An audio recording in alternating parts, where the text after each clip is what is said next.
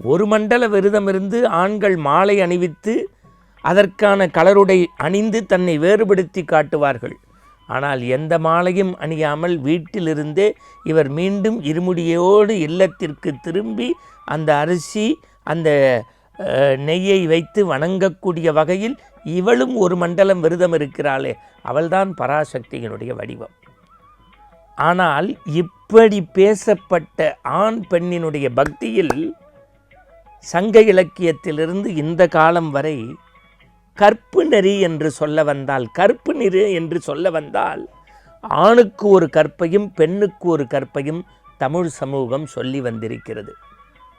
உங்களுக்கு ஒரு வேடிக்கையாக இருக்கும், சிலப்பதிகாரத்தை எழுத்தண்ணி படித்தவர்களுக்கு தெரியும், இந்த மாலை அணிவிச்சுக்கிறாங்கள்ல, மாலை ஆண்கள் போடுற மாலைக்கு பேர் தார்னு பேர், கோவலன் அணிந்த மாலைக்கு பேர் தார்னு பேர், கண்ணகி போட்டிருந்த மாலைக்கு மாலைன்னு தான் பேர். மாலையில் கூட வேறுபடுத்தி காட்டக்கூடிய சமூகம். ஆணுக்கென்று ஒரு கற்பும் பெண்ணுக்கென்று ஒரு கற்பும் பேசப்பட்டது. ஆனால் பின்னால் வந்த பாரதி தான் எழுதுகின்றான், கற்பு நிலை என்று சொல்ல வந்தால் இரு கட்சிக்கும் அதை பொதுவில் வைப்போம்.